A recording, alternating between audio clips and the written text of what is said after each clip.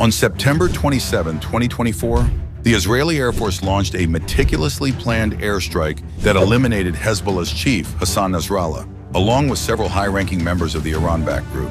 The precision strike, carried out in southern Beirut, targeted a heavily fortified bunker located 60 feet underground, where Nasrallah and other Hezbollah leaders had gathered to discuss strategy amid rising tensions with Israel. The airstrike, targeting one of the most secretive and fortified locations in Lebanon, is one of the most significant Israeli military actions in recent memory, potentially reshaping the geopolitical landscape of the Middle East. The operation that killed Nasrallah, leader of the Iran-backed Hezbollah group, was not a spur-of-the-moment strike. Israeli intelligence agencies, in coordination with foreign counterparts, meticulously gathered information about Hezbollah's leadership for over 2 decades. These efforts intensified as Nasrallah emerged as one of Israel's most wanted targets, following Hezbollah's involvement in numerous attacks on Israeli and Jewish targets worldwide. On the day of the strike, Nasrallah had gathered with other high-ranking Hezbollah commanders in a heavily fortified bunker in southern Beirut to discuss strategies against Israel. According to a report from the Wall Street Journal, Nasrallah and his commanders were under pressure from Iran to avoid immediate retaliation, even as tensions between Hezbollah and Israel reached a fever pitch. The bunker, designed to withstand substantial military assaults, was buried deep underground, reinforcing the illusion of invulnerability.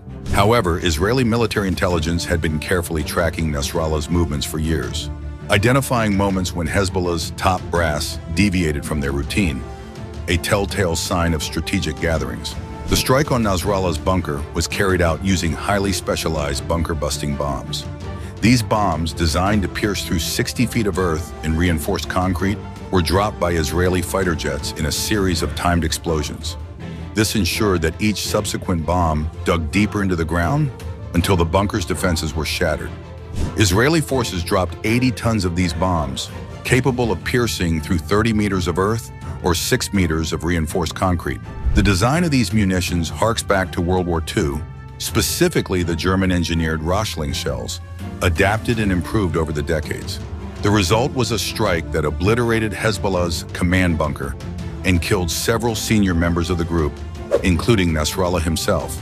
Israel's success in eliminating Nasrallah was largely due to its extensive intelligence operations against Hezbollah. Since the 2006 war, Israeli military intelligence had committed itself to penetrating Hezbollah's inner workings.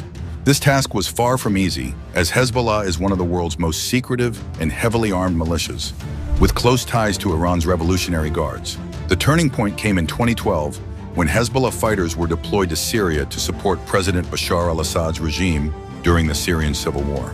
The conflict exposed Hezbollah to a far greater degree of scrutiny, as the group's fighters were killed and wounded in large numbers, leading to the public disclosure of personal details about many of its members.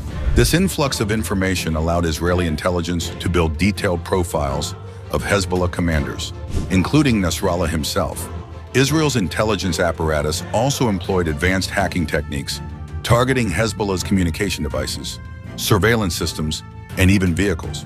Israeli spies reportedly tracked the movements of Hezbollah leaders through their cars' odometers and hacked into surveillance cameras across Lebanon, gaining real-time insights into their whereabouts. On September 27, 2024, this intelligence paid off as Israeli forces tracked Nasrallah's journey to his command bunker and timed the strike to coincide with his arrival. Nasrallah's assassination is by far Israel's most significant victory against Hezbollah in recent years. His death, along with the elimination of other senior Hezbollah commanders, represents a major blow to the group's operational capabilities. The Israel Defense Forces, IDF, confirmed that 8 of Hezbollah's 9 top military commanders were killed in the past year, with many of these killings taking place in the last few weeks. This includes leaders from Hezbollah's rocket division and the elite Radwan force, which has been involved in high-profile attacks against Israel. The airstrike that killed Nasrallah also targeted Hezbollah's military assets, destroying vital electronic equipment and a significant cache of missiles. This disruption of Hezbollah's infrastructure, coupled with the loss of its senior leadership, leaves the group vulnerable at a time when it faces growing pressure from both Israel and its Iranian backers. Hezbollah has yet to formally announce how Nasrallah died, but Lebanese medical and security sources told Reuters that the terror leader's body was recovered intact, suggesting that he died from blunt trauma caused by the blast rather than direct wounds. The assassination of Hassan Nasrallah is likely to escalate tensions between Israel and Hezbollah, as well as their regional allies. Hezbollah, which has vowed revenge for Nasrallah's death, has been a key player in the ongoing conflict between Israel and Iran. For decades, Nasrallah was the face of Hezbollah's resistance against Israel, leading a militia that boasts tens of thousands of fighters and an arsenal of rockets capable of reaching deep into Israeli territory. While Hezbollah has yet to retaliate, Israel's military has vowed to continue its campaign against the group until it ceases its attacks. Prime Minister Benjamin Netanyahu, who was in New York attending the United Nations General Assembly at the time of the strike, gave the green light for the attack, further highlighting the international scope of Israel's efforts to eliminate Hezbollah's leadership. Nasrallah's death marks a turning point in Israel's long-standing battle against Hezbollah. The group's resilience and ability to retaliate in the wake of this loss remain to be seen. For Israel, the elimination of its most formidable enemy is a significant victory, though the future of the conflict remains uncertain.